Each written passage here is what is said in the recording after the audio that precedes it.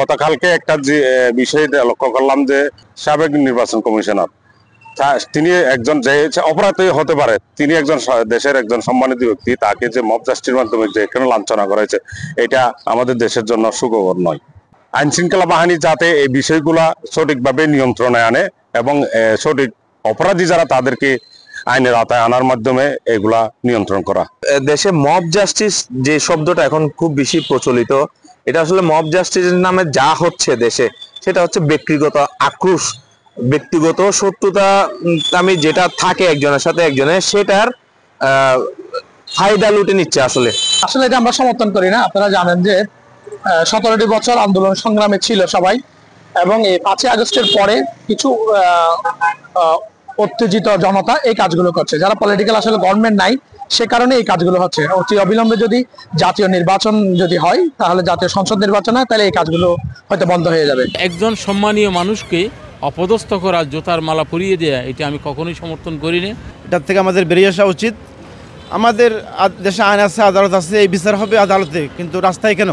যার উপর যে কেউ সওয়ার হচ্ছে তার বিচারটা তৎক্ষণাৎ করে ফেলতেছে, এটা কিন্তু ভবিষ্যতে বাংলাদেশের ন্যায় বিচার প্রতিষ্ঠার পথে বাধা হিসেবে দাঁড়ায় বলে আমরা মনে করি। সুশাসন যেখানে আছে একটা রাষ্ট্রের মধ্যে, একটা সঠিক যে ব্যবস্থাপনা থাকে, সেখানে কোনো মব বলতে এটা থাকা উচিত না। মবের মধ্য দিয়ে বেসিক্যালি মানুষের মধ্যে একটা অন্যরকম একটা আবহ তৈরি করে। বিশেষ করে আমি যদি মবের মধ্য দিয়ে আপনি এখানে কোনো সুষ্ঠু যে শৃঙ্খলা, নিয়ম নীতি এবং মানুষের মধ্যে যে একটা আইনের প্রতি একটা শ্রদ্ধাবোধ আছে, সেটা কখনো কিন্তু প্রতিষ্ঠিত হবে না। আপনি যে যতই কিছু হন, একটা আইনগত বিষয় যদি আপনি এখানে টেনে নিয়ে আসেন, একটা অপরাধ হয়েছে, তাকে আইন শৃঙ্খলা বাহিনী আছে, আদালত আছে, এবং সর্বোপরি একটা সামাজিক যে বিচার ব্যবস্থাপনা আছে, সেটাও তো আপনি নিয়ে যেতে পারেন।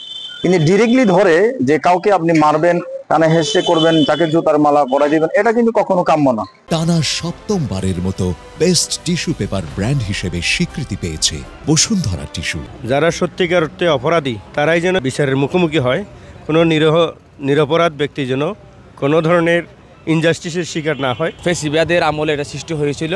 বিভিন্ন রাজনৈতিক দলের নেতাদের, আমরা দেখেছিলাম বিভিন্ন রাজনৈতিক দলের শীর্ষ নেতাদেরকে রাস্তাঘাটে বা বিভিন্ন জায়গায় হামলা করেছিল, বিচার করেছিল তারা।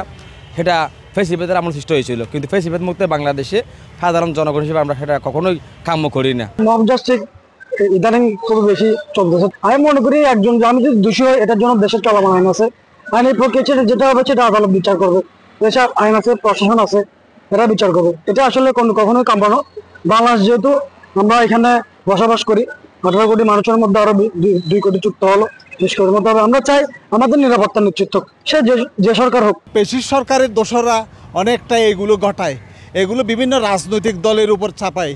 আমি মনে করি আগামী দিনে যদি একটি সুষ্ঠু নির্বাচন হয়, যদি গণতান্ত্রিক মাধ্যমে যদি দেশে যদি সরকার প্রতিষ্ঠিত হয়, ইনশাল্লাহ এগুলো কেটে যাবে। দেশে যে মব জাস্টিস এই বিগত দীর্ঘ ফ্যাসিবাদ সরকারের আমলে হয়েছিল, বিএনপি জামাত ট্যাগ লাগিয়ে, সেই মব জাস্টিস এখনও দেশে চলমান।